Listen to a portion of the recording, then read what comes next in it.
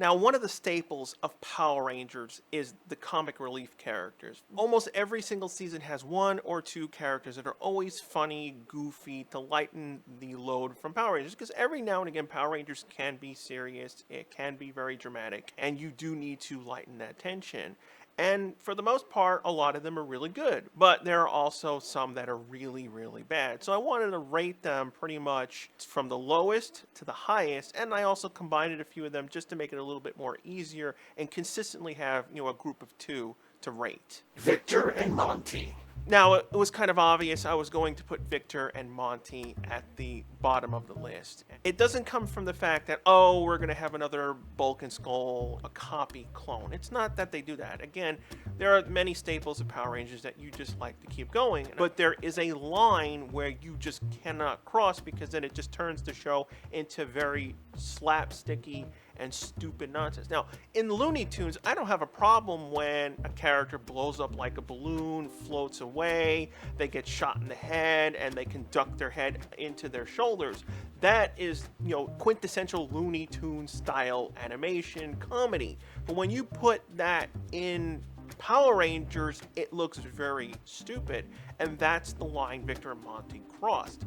Victor and Monty as characters, they're fine. They're foils, they hate the Rangers, they annoy them, they do stupid things, which is as far as they should have gone. But they started going in this direction of, well, kids love this type of humor where they have tons of fart jokes. Let's incorporate the fart jokes with the monster and have them inflate a spider web and then float away. Or they have to do something with the Blue Ranger's magic ability because they really didn't do much with it. But let's incorporate that magic into a Victor and Monty skit. So then you have them do all these fantastical things where you can chop Monty in half and no one cares about it, or when he got turned into a Minecraft-like character, or when he summoned the tiger. So Victor and Monty are a part of these dumb sequences where everyone starts looking at, well, why doesn't anyone care that this character can do these magical abilities out in the open? That's like the equivalent of, say, the Blue Ranger morphed in front of everyone and no one cared about it. So we see this disconnect with the writers where they're like, well, we have to make a funny moment in the episode, and then we have the audience where it's like, this makes no sense. You are not using any form of logic, and the excuse is, well, it's a kid show. Who cares? The point is that it doesn't matter if it's a kid show. You have to have a logical consistency or a way out of the problem. Now, if they had done the exact sequence where the Blue Ranger was showing off his magic, but either they went back in time and erased the incident, or they pulled a tickle sneezer and it was all a dream, then I wouldn't really care. I'd be kind of annoyed with the tickle sneezer approach where it's like, oh, it was all fake and we got scammed out of an episode technically. But other than that, it would have been okay. But because Victor and Monty are always involved with something that's over the top where either it would kill someone. Now, in Bulk and Skull's days, yeah, they had dumb moments here and there, but rarely do we ever have something where it goes beyond the realm of realism. Now, okay, you can argue when they did the whole thing with the lunchbox, that was crossing the line, but then they never did it again. They always stuck to more realistic slapstick where a cake flew in the air, a pizza flew in the air, and it got dumped on Bulk and Skull. They eventually understood, don't go past those lines. Victor and Monty didn't have a range. Professor Burley and Ernie. Now, Professor Burley and Ernie 2.0, I don't hate them in the sense of, oh, they're poor characters. The ultimate reason why I don't like them is because they didn't do anything. I didn't have a problem that Ernie was called Ernie. I was like, all right, we got another character that's called Ernie. He owns, the Froyo place. But Professor Burley and Ernie didn't get to do anything. Like, okay, we went back to school. We're going to focus more on the school aspect of it. So Burley felt more like, oh, he'll be a semi-important character. But in return, he did even less than Miss Appleby from MMPR. Now, Miss Appleby, she was simply just a teacher, and that was it. But she was only over there just to, initiate the stories for the school setting. We didn't expect much from her. Could they have expanded her? Of course. But she was simply this character, and that's all she did. Professor Burley gave you that, inclination of, he's going to do more. He may find out the Rangers. He's pretty funny. I actually liked him. You know, he was more like in the line of Toby, for example, from Mystic Force. He was a regular reoccurring character that you found funny, you loved him, and you were appreciative of him being in the Mystic Force cast. But Professor Burley, and the same as Ernie, all they were was to be a part of the set dressing, and that's all they really did.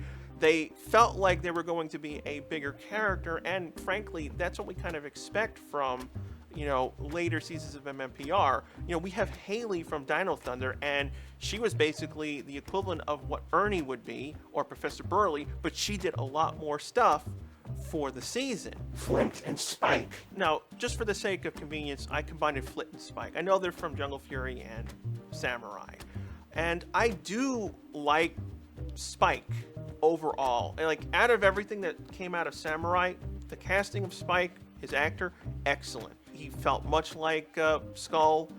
He fit in like Skull, but the Bulk and Spike dynamic was very bland to poor. Obviously, it was a continuation of Bulk and Skull. We had his son. Now, Bulk was trying to, you know, help him in the ways of the samurai. I don't have a problem with that. Bulk has done crazy things like this in the past. It is in character. But because Samurai just had Bulk and Spike shoehorned in, and they were not a part of Power Rangers, Bulk and Skull always work best when they are integrated into the actual story. They don't have to be a part of the main monster plan, but they have to fit in with a particular goal. Obviously, they don't want to repeat themselves. We don't want to see Bulk and Spike try to expose the Ranger's secret identity, and then it would be also against Bulk's character, because after he found out the secret identity of the Rangers, like in space, you would think as a character he would grow and understand, oh, okay, these guys were these guys, and that means, you know, we really shouldn't be looking for them ever again. So I always expected him to be like that type of maturity. Basically, almost never interacting with the Samurai Rangers. It was just a complete disconnect. Everyone hated it. I hated it. Now, Flit, on the other hand, even though Kelson Henderson voices Flit, I like that, but I would have rather have preferred if Flit was cut out of Jungle Fury. It was the type of character that really did not work in Jungle Fury's case. The main reason why is that in Geki Ranger, the character dynamic between Flit's character in Japanese footage was much more dramatic, more intense, more secrets and all this stuff, and it's one of the core reasons of why Melee in Geki Ranger kind of turned to the good side. And of course, overall, Geki Ranger was much more goofier compared to what Power Rangers normally does. A lot of that goofiness was cut out. And ultimately, the only reason why Flit exists in Jungle Fury was because they could not cut him out of the footage. And back then, there was no way for them to get a hold of raw footage without Flit in the Megazord material. Later seasons like Dino Charge Japan did supply them with more of the raw materials so they can like recomposite visual effects and edit things here and there in order to get certain things removed from like Kyoryuger, for example. But back then they couldn't do that, so they were stuck with the footage, and that's the reason why Flit exists in Jungle Fury. Sloan and Phous. Now, Sloan and Phous. I really did like Sloan back in Zeo. He had a very important purpose. You know, he was the, kind of that driving force which evolved Bulk and Skull.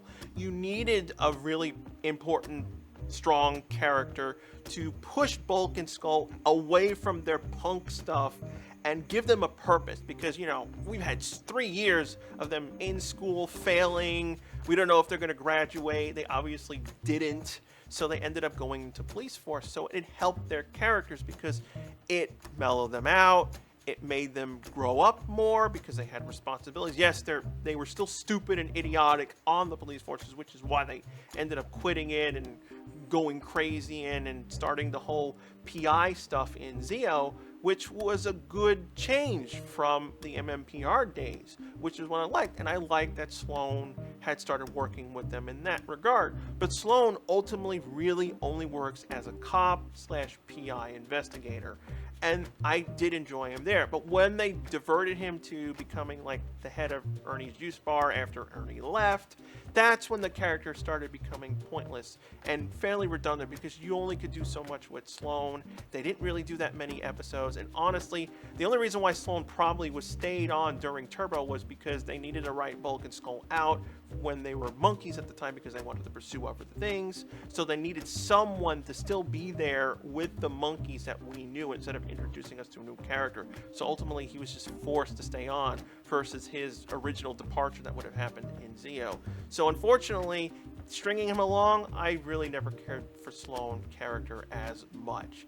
The same thing goes for Professor Phononymous. Now, obviously, Bulk and Skull had been on the show since the very beginning, all the way up to Lost Galaxy. Even though they did go through many arcs, you could only do so many things until it becomes redundant, or like they already learned all their lessons as they could as characters, so that like, why would they do weird things anymore? So they introduced us to Professor Phononymous, which I didn't have a problem with. I did like him in the episodes that he appeared in. I didn't like him so much when he was an LG because he was basically worthless, and that's what the problem with the character was.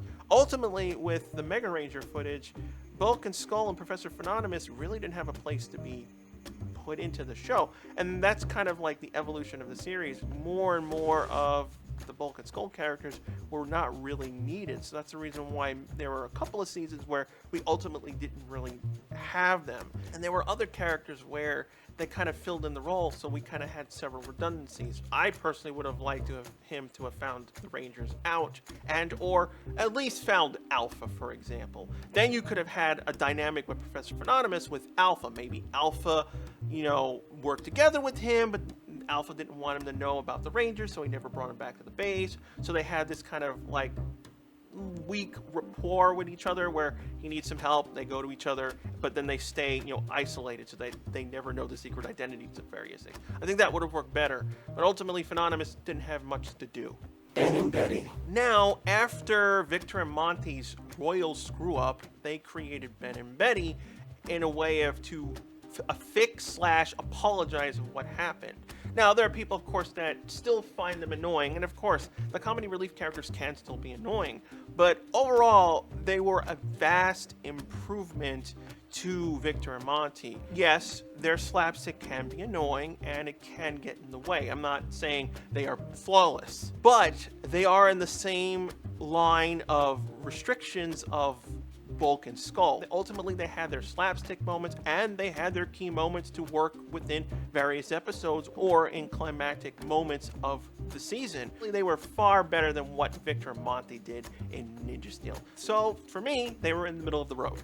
Claire and Toby. Claire and Toby. We tend to forget Claire is the comic relief character, and obviously she was initially there to fill in Maji Ranger footage, but the same thing, just like Toby, he was also there to give the Rangers a place of work. They aren't flawless. Like Claire, once they ran out of the Maji Ranger footage they can use, she kind of just like disappears for the most part. She really didn't get much to do until the season finale where they had all of them work together in order to stop, the Master. Toby himself, I liked him.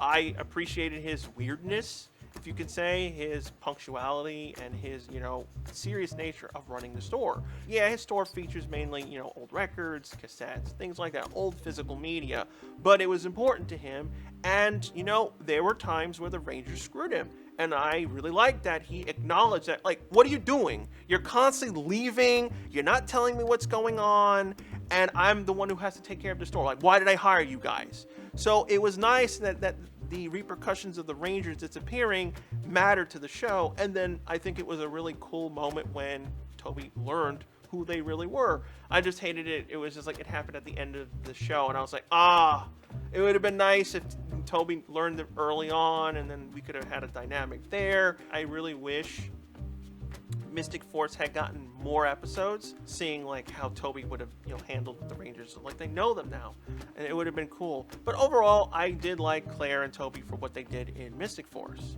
Mara and Capri. Mara and Capri, they are a unique bunch because, again, they were the actual two of the characters that were pretty much on par with what they did with Hurricaneer, while all the other generals that Hurricaneer used, they were more serious. So when they made them all goofball idiots in Ninja Storm, I was like, what's going on here? We don't need this amount of idiocy in Ninja Storm, and that's why I was like, well, out of everyone, Mara and Capri are the ones that make sense. Now, did they go overboard with Mara and Capri? Yeah, there were some episodes where I was like, oh wow, they went really far with them and the way they act, because like that episode where they were doing the news report, the other times where they're like, oh, they're getting a suntan in the base, and I'm like, okay, some of these jokes are really idiotic, but then I did think about it and I was like, well, maybe they're not supposed to be jokes, more like maybe Mara and Capri are doing it to piss Lothar off, because after all,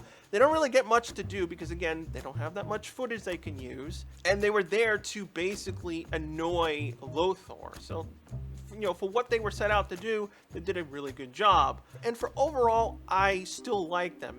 There were times here and there they did go overboard, which was annoying. Bulk and Skull. Now, obviously, Bulk and Skull were going to be high on my list because, I think I said this before, back when MMPR began, I didn't like them. It took me the entire first season to actually start appreciating them, because I don't usually care for comic relief characters that are solely comic relief. I like it if a ranger has a comic relief side to them, where that works, and I'm like, okay, he's goofy, he's stupid, that's the comic relief. We're going to them, and then I'm like, I want to follow the ranger story or the alpha story. I don't really care about Bulk and Skull, because ultimately they're just there to annoy the rangers and to annoy the audience. So it took time for me to appreciate them, and thanks to them being on the show for so long, they went through a long arc. First, they were just dicks to the Rangers as punks. The second season, they were like, well, let's find out the Rangers, their secret identities. And that's where I was like, oh, okay, they have a purpose in the show. They're a part of this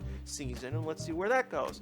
Third season is where they introduced the whole police officer force, which is like their turning point, where, all right, they're going to go away from the punks for the most part, and they're going to start growing up. They're not going to pursue schooling, because they just screwed up so many damn times, so they started doing that. And in Zeo, they became the PI characters.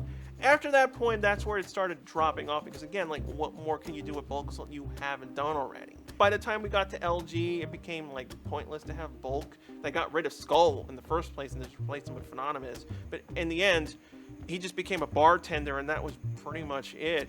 So even though they had a lackluster finale, I still appreciate what they did and accomplished with Bulk and Skull. Devon and Cassidy. Now, Devon and Cassidy are kind of the odd ones out of this group, because they are the comic relief characters, they are the duo, but they're not so much in the same sense as all the other characters, because they are more serious than the others. However, they do fill the role of comic relief, because there are still episodes where they act stupid or do dumb things, or Devon does stupid things. He is the one who's kind of like, trying to be the nice guy while Cassie's being the dick. It's like, well, why don't we just do this? But she's like, no, we're just gonna go in, barge in, get our footage, leave, or find out what the Rangers are. She's the one who always pushes in the more negative direction. So that dynamic of Bulk and Skull is still here. So that's why I always count them regardless. But the reason why I put them so high on the list is because they accomplished, a lot, because they were dicks at the beginning of Dino Thunder. They hated the Rangers, and they wanted to find out who the Rangers were. They obviously didn't know at the time. Cassidy started listening to Devon. Devon was being more like, don't take the crap from Cassidy that she did to him all the time. So then Cassidy in return respected him as it went along, and eventually when it became the time where she found out who the Rangers were, she understands, the Rangers need to be hidden for XYZ reason. And even though it would have given her that great moment, she still said, no, I'm not going to do it. I'm not going to sacrifice these 5 people for just this chance in the job. And then ultimately, she still got it. Now, she wasn't 100% a news reporter all the way in experience, but she did reach her goal, which I loved. I was like, yes, Cassidy still got what she wanted, and it's a beginning for her journey. Same thing with Devon. So we had a beginning, middle, and end for Devon and Cassidy, much more better than pretty much everyone on the list. Boom and Piggy. But I still have to give the #1 comic relief to Boom and Piggy from SPD. The reason why I don't want to put Devon and Cassidy, because they were serious, but they fit into the story overall, because they did, a lot of things, even while being stupid. But at the same time, they did learn in their different ways. Like Boom, You know, he's the complete idiot, but he's also the guy who tests all their equipment.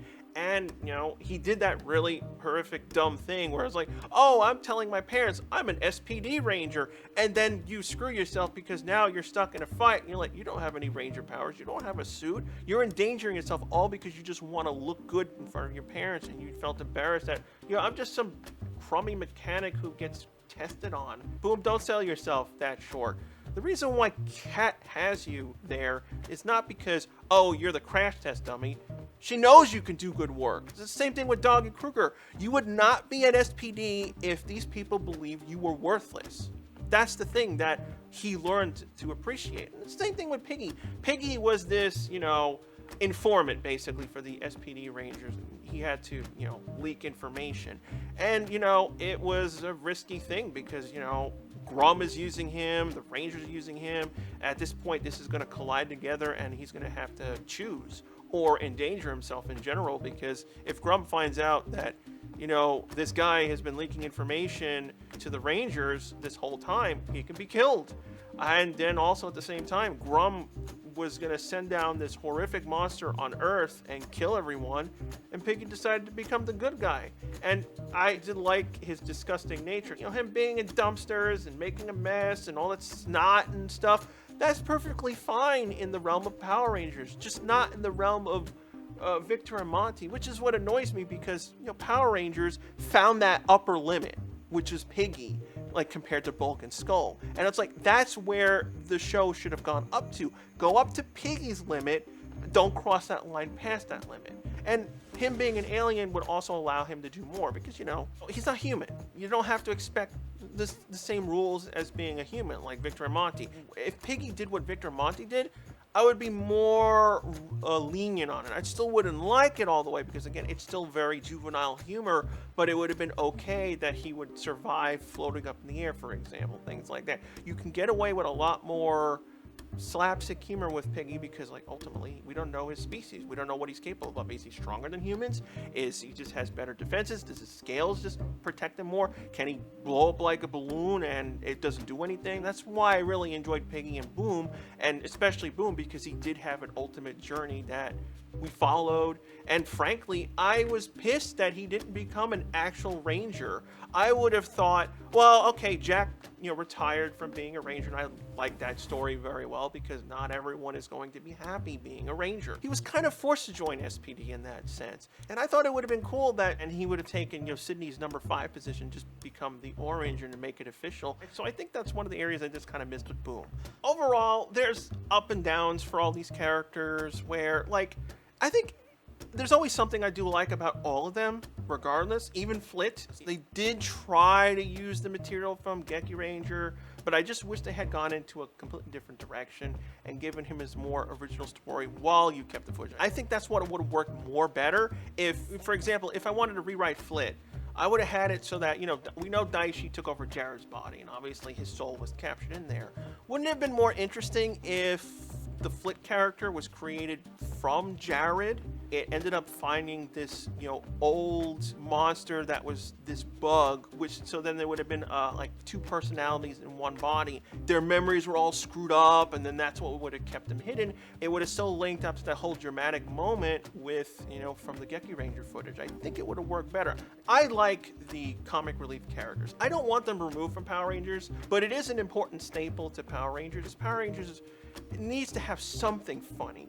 You can't just be always serious. Even Super Sentai's like that. There are some Sentai seasons that are very serious, but they still have a goofy character in there. But what do you guys think? Who are your favorites, or who are your hated ones? And of course, if you have a suggestion on a topic you'd like me to cover in a future video, leave a comment below for that as well, and I may choose it next time.